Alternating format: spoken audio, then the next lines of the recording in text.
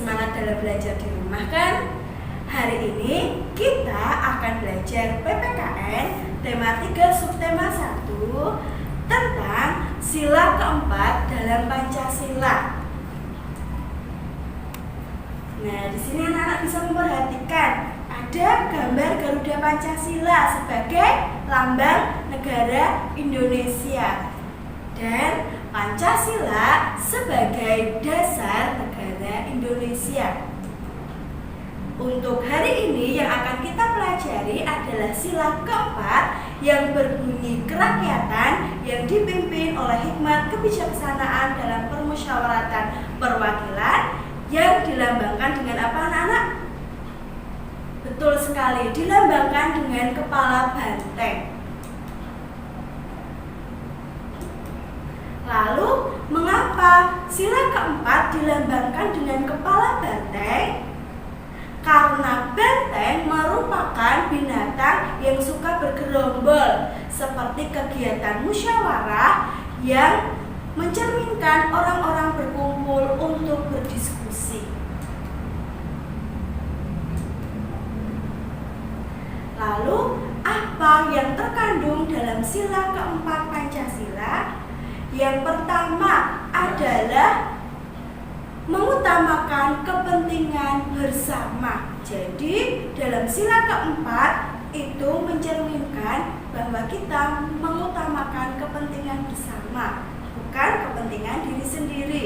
Yang kedua, kita tidak boleh memaksakan kehendak orang lain.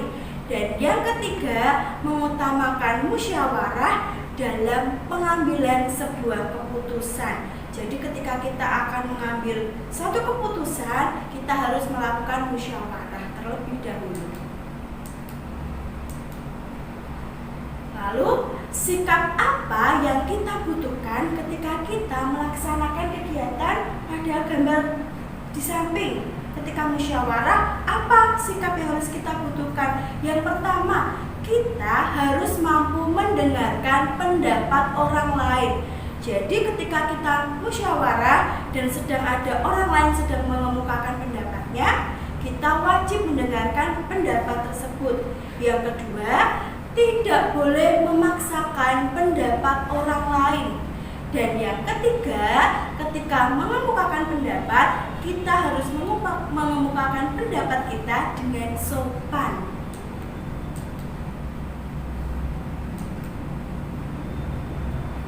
Jika ketika kita musyawarah menemukan jalan buntu, maka keputusan yang diambil adalah keputusan berdasarkan suara terbanyak atau yang disebut dengan voting. Jadi tetap keputusan yang diambil merupakan keputusan bersama. Lalu contoh dalam kehidupan sehari-hari yang mengamalkan Pancasila sila keempat adalah yang pertama, musyawarah dalam pemilihan ketua kelas jika kita sedang berada di sekolah. Jadi ketika kita di sekolah, kita berada di kelas untuk menentukan siapa ketua kelasnya, kita bisa menentukan dengan musyawarah. Yang kedua, musyawarah dalam pembentukan panitia hari kemerdekaan. Biasanya terjadi di lingkungan rumah, di kampung tempat kita tinggal. Kita bisa melakukan musyawarah untuk pembentukan panitia hari kemerdekaan. Dan yang ketiga, musyawarah pembagian tugas. Lalu, sebagai peserta musyawarah, apa kewajiban kita? Kewajiban kita sebagai peserta yang pertama, kita harus mendengarkan pendapat peserta lain. Yang kedua, mematuhi segala aturan saat kegiatan musyawarah berlangsung. Dan yang ketiga, kita harus secara bijaksana mampu melaksanakan keputusan hasil musyawarah. Jadi, itu kewajiban sebagai peserta musyawarah. Lalu, hak kita sebagai peserta musyawarah apa? Yang pertama, harus mampu mengikuti kegiatan musyawarah. Hak yang kedua, kita juga memiliki hak untuk mengemukakan pendapat kita. Jadi ketika musyawarah, kita memiliki hak untuk berpendapat. Dan yang ketiga, kita juga memiliki hak akan agar pendapat kita pun juga didengarkan oleh peserta lain. Sekian untuk pelajaran PPKN hari ini. Tetap jaga kesehatan, Tuhan memberkati. Selamat pagi anak-anak, jumpa lagi dengan Pak Naryo. Dan hari ini kita akan belajar pendidikan agama. Tentang apa? Yuk kita lihat bersama. Nah, gambar apa ini? Nah, gambar Yohanes sedang membaptis Yesus. Karena hari ini kita akan belajar tentang Yohanes Pembaptis dari Injil Lukas bab 3 ayat 1 sampai dengan 18. Sebelum kita membahas tentang Yohanes, kita akan berbicara tentang bertobat. Apa itu bertobat? Kita lihat bersama yuk. Bertobat artinya berhenti melakukan kejahatan dan kembali ke jalan yang benar. Maka jika ada teman yang bersalah, harus ditegur dan dinasihati. Mengapa?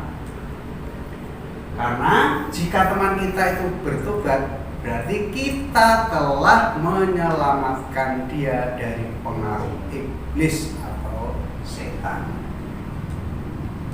Nah, sekarang kita akan lihat siapakah Yohanes Pembaptis itu. Yohanes Pembaptis adalah orang yang sederhana, hidupnya dipenuhi dengan puasa dan mati raga. Dan pesan yang dibawa oleh Yohanes Pembaptis hanya satu, yakni tentang pertobatan. Dan sebelum mengajar, Yohanes Pembaptis bertapa di padang gurun. Yohanes Pembaptis adalah anak dari Elisabet dan Imam Sakaria, seorang imam ya. Ketika ditanya nama anaknya yang baru lahir, Sakaria menjawab dengan cara menulis di tanah karena ia bisu. Dan dalam nubuat Nabi Yesaya dikatakan, ada suara berseru-seru di padang gurun, persiapkanlah jalan untuk Tuhan, luruskanlah jalan baginya. Itu yang disampaikan oleh Nabi Yesaya. Dalam keseharian, Yohanes Pembaptis makannya belalang dan madu hutan. Siapa yang sudah pernah makan belalang?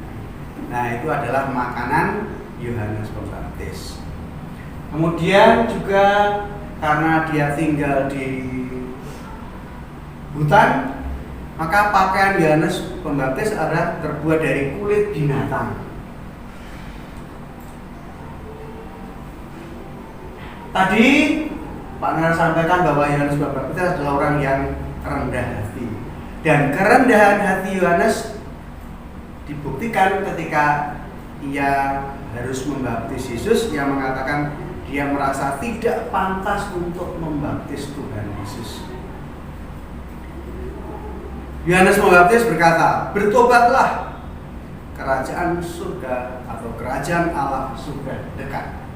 Maka banyak orang yang kemudian bertobat lalu minta dibaptis. Yohanes Pembaptis membaptis orang dengan air, sedangkan Tuhan Yesus membaptis dengan Roh Kudus.